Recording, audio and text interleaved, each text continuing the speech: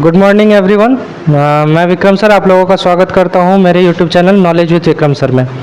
आज के क्लास में हम लोग एमसीक्यू डिस्कस करेंगे, मल्टीपल चॉइस क्वेश्चन, जो कि बहुत ही इंपॉर्टेंट रहने वाला है आपके सारे गवर्नमेंट एग्जाम में भी। आपका सीएचएसएल का एग्ज़ाम हो, चाहे सीजीएल का एग्ज़ाम हो, या कोई भी अदर कॉम्पिटिटिव एग्ज़ाम हो जिसमें कंप्यूटर से रिलेटेड क्वेश्चन आते हैं, तो उसके लिए बहुत ही इम्पोर्टेंट क्लास होने वाला है।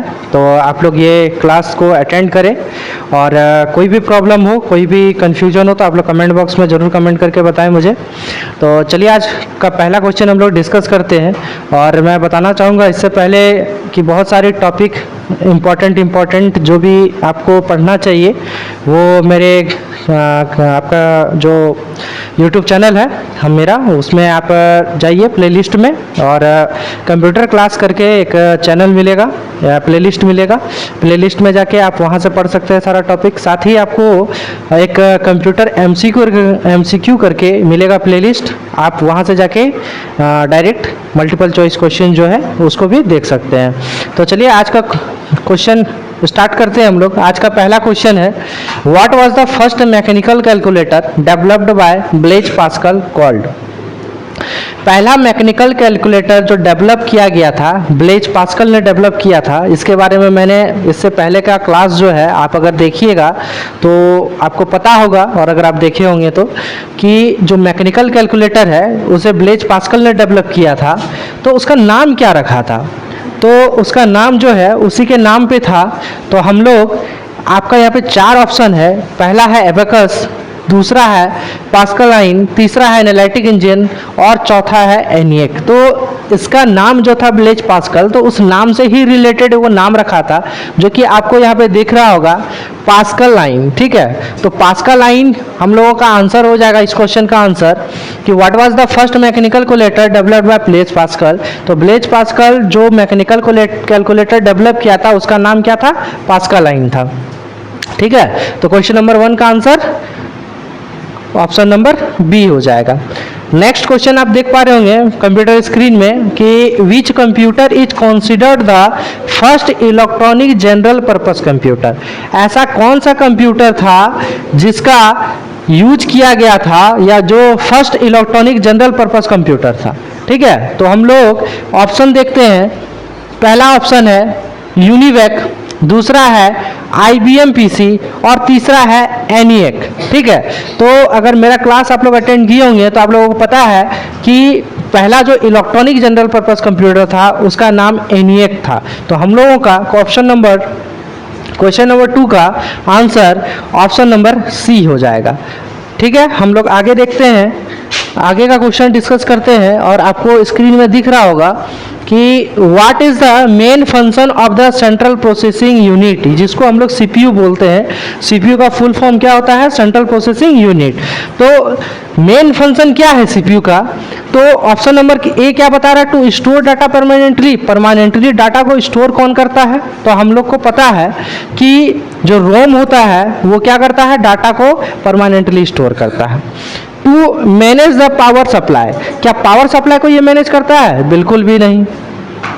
To perform calculation and task, तो हमारा आंसर क्या हो जाएगा?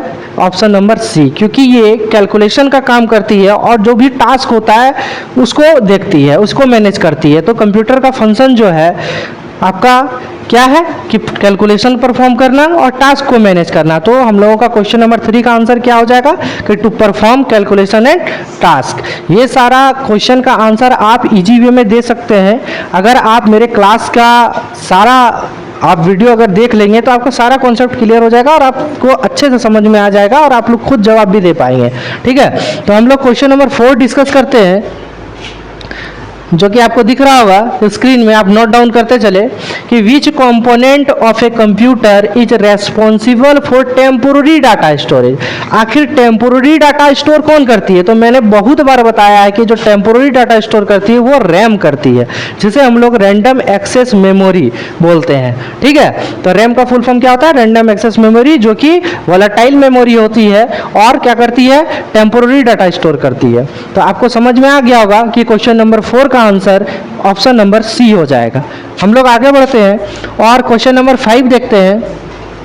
क्वेश्चन नंबर 5 बता रहा है बोल रहा है कि what does the motherboard do in a computer. जो मदरबोर्ड होती है कंप्यूटर का, जो मेन मदरबोर्ड है वो क्या करती है, क्या काम है। क्या इसका ऑप्शन देखिए, it provides power to the computer.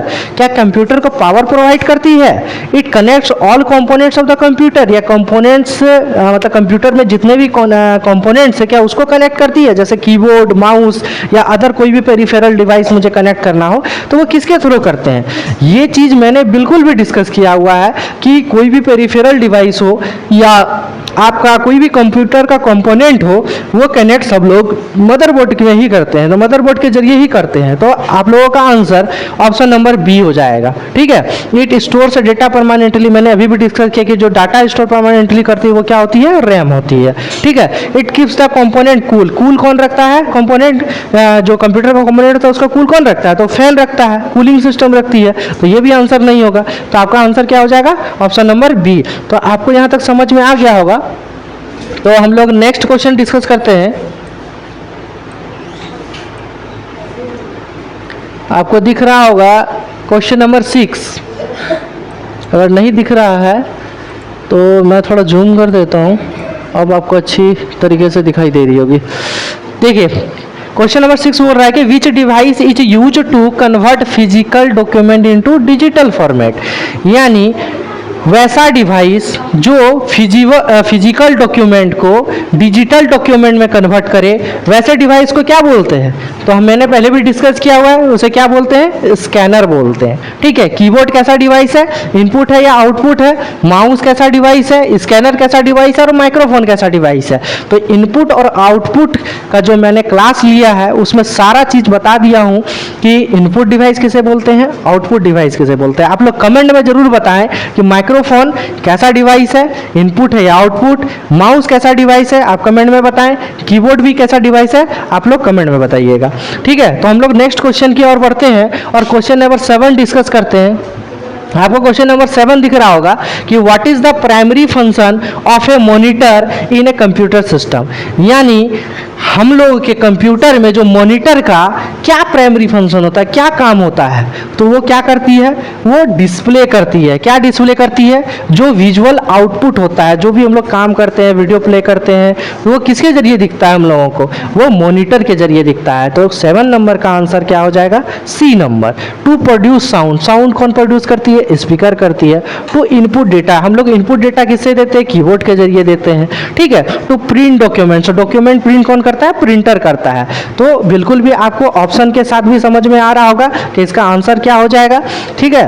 तो आप लोग को बहुत इजी वे में और अच्छे तरीके से अगर समझ में आ रहा है तो आप लोग चैनल में जाएं और चैनल को सब्सक्राइब करें, चैनल को विजिट करें, सारा वीडियो प्ले करें और देखें। आपको अगर कंटेंट अच्छा लग रहा है तो चैनल को सब्सक्राइब करना ना भूलें। और आगे हम लोग क्वेश्चन नंबर 8 डिस्कस करते हैं। क्वेश्चन नंबर 8 आपको दिख रहा होगा कि लिखा हुआ है कि which type of software includes the operating system and utilities that manage computer resources. ठीक है।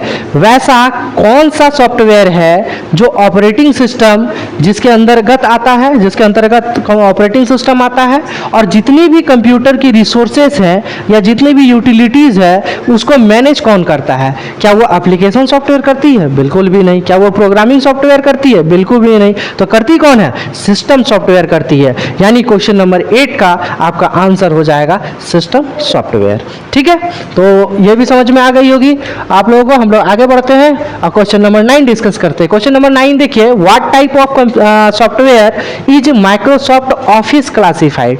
यानी जो माइक्रोसॉफ्ट ऑफिस है, वो ये जो माइक्रोसॉफ्ट ऑफिस है इसे किसके अंदर क्लासिफाइड किया गया है। क्या वो सिस्टम सॉफ्टवेयर है, क्या या एप्लीकेशन सॉफ्टवेयर है, या प्रोग्रामिंग सॉफ्टवेयर, या फॉर्मवेयर है। तो मैंने इससे पहले के क्लास में आप जाके देख सकते हैं डिस्कस किया हुआ है कि सिस्टम सॉफ्टवेयर किसे बोलते हैं, इसके अंतर्गत किसे क्लासिफाइड किया जाता है, एप्लीकेशन सॉफ्टवेयर क्या होता है, इसके अंदर किसे क्लासिफाइड करते हैं, या प्रोग्रामिंग सॉफ्टवेयर क्या होता है, इसके अंदर किसे क्लासिफाइड करते हैं। तो हम लोग का जो माइक्रोसॉफ्ट ऑफिस है ये एप्लीकेशन सॉफ्टवेयर के अंतर्गत आ जाएगा। तो क्वेश्चन नंबर 9 का आंसर क्या हो जाएगा? Option number B. तो हम लोग आगे बढ़ते हैं और 10 नंबर क्वेश्चन डिस्कस करते हैं। Question number 10, which type of memory is non volatile? आप लोगों को मैंने बताया था जो रैम होता है वो वोलेटाइल मेमोरी होता है और रोम जो होता है वो नॉन वोलेटाइल मेमोरी होता है। यानी मैंने क्वेश्चन पूरा पढ़ा भी नहीं और इसका आंसर बता दिया, ऑप्शन नंबर बी। अगर आप लोग भी क्वेश्चन का ऐसे आंसर बताना चाहते हैं तो आप क्लास अटेंड करें और क्लास को अच्छे तरह से पढ़ें, ठीक है? तो आपको समझ में आ जाएगा। तो हम लोग आगे देखते हैं, आप कैच मेमोरी क्या होता है, वर्चुअल मेमोरी क्या होता है, आप लोगों को सब कुछ समझ में आ जाएगा बेसिक से अगर आप लोग आगे का क्लास करते हैं। तो क्वेश्चन नंबर हम लोग नेक्स्ट डिस्कस करते हैं, क्वेश्चन नंबर 11। तो क्वेश्चन नंबर 11 आप लोगों को स्क्रीन में दिख रहा होगा।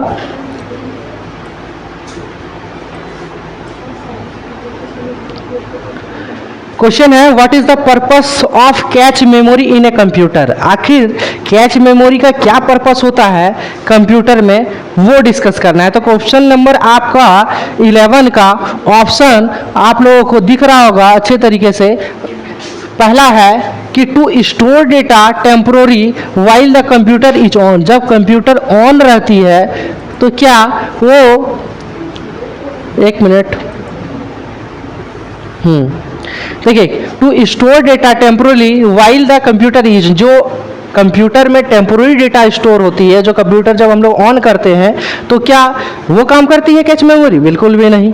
To store frequently access data for quick retrieval, बहुत फास्ट काम करना हो, तुरंत एक्सेस करना हो, तो उस चीज़ के लिए जो स्टोर होती है मेमोरी में, उसे जो इस डेटा को स्टोर करती है फ्रीक्वेंटली एक्सेस करने के लिए, वो कहाँ स्टोर होती है? कैच मेमोरी में होती है। तो यानी 11 का आंसर क्या हो जाएगा?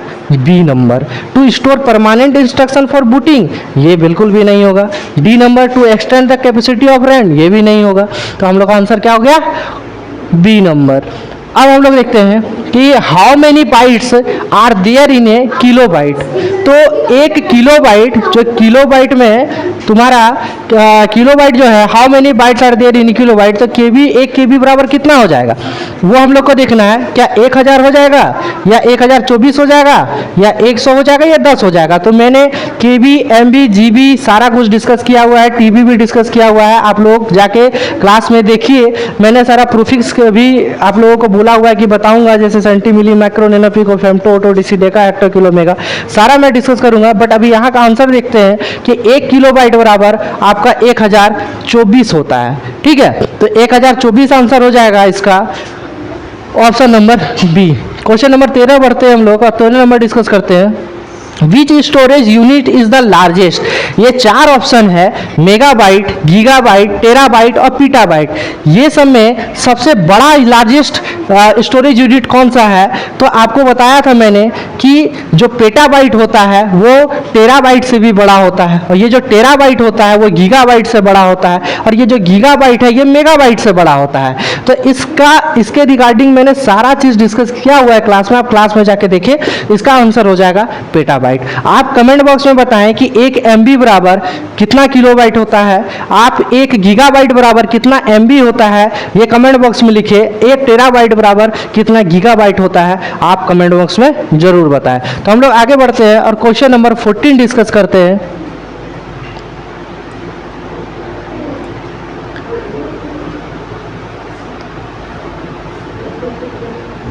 क्वेश्चन नंबर 14 आप लोगों को दिख रहा होगा स्क्रीन में कि what type of computer is designed for individual use and is typically used in homes and office. यानी ऐसा कौन सा कंप्यूटर है जिसको डेवलप किया गया है पर्सनल यूज के लिए, इंडिविजुअल यूज के लिए, और जिसको हम लोग होम में यूज करते हैं या ऑफिस में यूज करते हैं। तो ऐसा कौन सा कंप्यूटर है?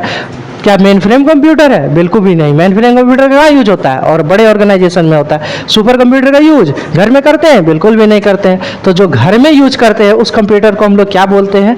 पर्सनल कंप्यूटर बोलते हैं, पीसी बोलते हैं। तो इसका आंसर क्या हो जाएगा क्वेश्चन नंबर 14 का?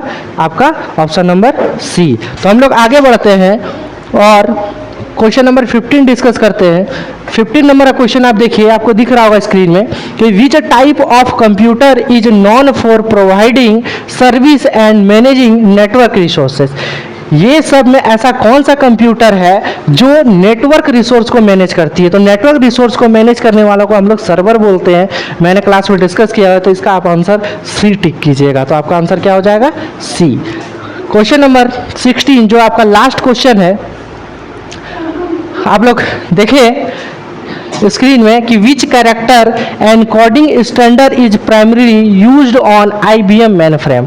IBM मेनफ्रेम में कौन सा इनकोडिंग या कैरेक्टर इनकोडिंग स्टैंडर्ड का यूज किया गया था? क्या वो ASCII का यूज किया गया था, BCD का यूज किया गया था, American standard code interchange international for interchange, इसका फुल फॉर्म होता है। BCD का क्या होता है? बाइनरी कोडेड डेसिमल, और EBCDIC और यूनिकोड, ये सब जो है सारा आपका इनकोडिंग स्टैंडर्ड कैरेक्टर है। ठीक है, ये इसमें आपसे पूछा गया है क्वेश्चन कि IBM मेनफ्रेम में कौन सा आपका कैरेक्टर इनकोडिंग का यूज किया गया था। तो IBM जो यूज किया था वो EBCDIC का यूज किया गया था। ठीक है, तो हम लोगों का क्वेश्चन नंबर 16 का आंसर क्या हो जाएगा? EBCDIC। ठीक है, तो आप लोगों का यहाँ पे हम लोगों का MCQ खत्म हो जा रहा है। ठीक है, आपको क्लास अच्छा लगा होगा तो कमेंट बॉक्स में ज़रूर बताएं। जो जो मैंने क्वेश्चन पूछा उसका आंसर कमेंट बॉक्स में ज़रूर बताएं। तो आज का वीडियो मैं यहीं तक रहने देता हूँ। चलिए मिलते हैं दूसरे वीडियो में, बाय।